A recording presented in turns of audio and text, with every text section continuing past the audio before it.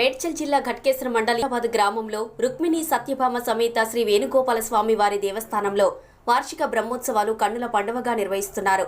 ఈ సందర్భంగా ప్రధాన అర్చకులు మాట్లాడుతూ సుమారు 600 సంవత్సరాల కంటే పూర్వం అంబరిపేట వంశీకుల ద్వారా దినదినము నిత్యము ధూపదీప నైవేద్యాలు నిర్వహిస్తూ ఆలయంలో ప్రతి రోహిణి నక్షత్రం రోజు స్వామివారికి శేషమైన అభిషేకం జరుగుతుంది.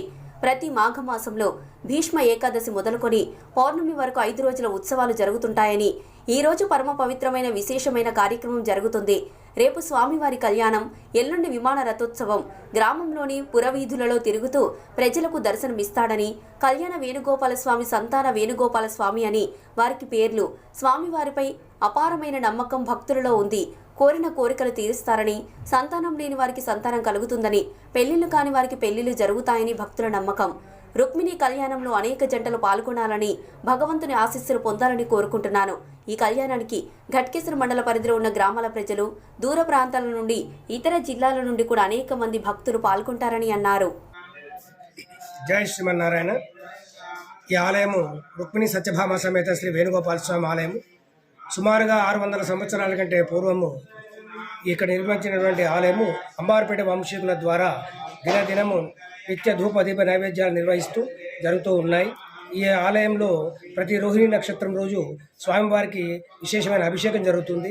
అదేవిధంగా ప్రతి మాఘమాసంలో భీష్మ ఏకాదశి మొదలుకొని పౌర్ణమి వరకు 5 రోజులు ఉత్సవాలు జరుగుతూ ఉంటాయి. అందులో భాగంగా ఈరోజు పరమపదోత్సవం అనేటువంటి విశేషమైన కార్యక్రమం జరుగుతుంది.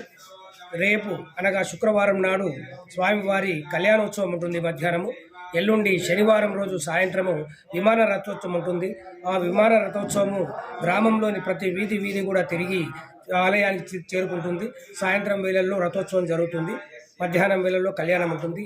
మా స్వామి వేణుగోపాల స్వామి కళ్యాణ వేణుగోపాల స్వామి అని, సంతాన వేణుగోపాల స్వామి అని భక్తులకు విశ్వాసము. ఎవరికైతే వివాహము కానీ, సంతానం కానీ, ఉద్యోగం కానీ, వ్యాపారంలో ఒడిదొడుకులు కానీ, అలాంటి సమస్యలన్నీ కూడా స్వామిని సంకల్పించిన వెంటనే పరిష్కారం అవుతున్నాయని భక్తుల యొక్క అపారమైన విశ్వాసము. అందుకు వాళ్ళు ఈ యొక్క ఆలయంలో రుక్మిణి కళ్యాణము జరిపినప్పుడు వాళ్ళంతా కూడా ఆ కళ్యాణంలో పాల్గొంటారు. ప్రతి జంటలు కళ్యాణంలో పాల్గొని స్వామికి వారి యొక్క కోరికలన్నీ విన్నవించుకుంటారు. ఆ తదుపరి ఆ స్వామి యొక్క కృపా కటాక్షాల ద్వారా వారందరూ కూడా సుఖ సంతోషాలతో ఉంటూ స్వామివారికి సేవలు అందిస్తూ ఉంటారు. మీకు ఈ వార్త నచ్చినట్లయితే ప్లీజ్ లైక్ చేయండి, షేర్ చేయండి, సబ్స్క్రైబ్ చేయండి, గంట కొట్టడం మాత్రం మర్చిపోకండి.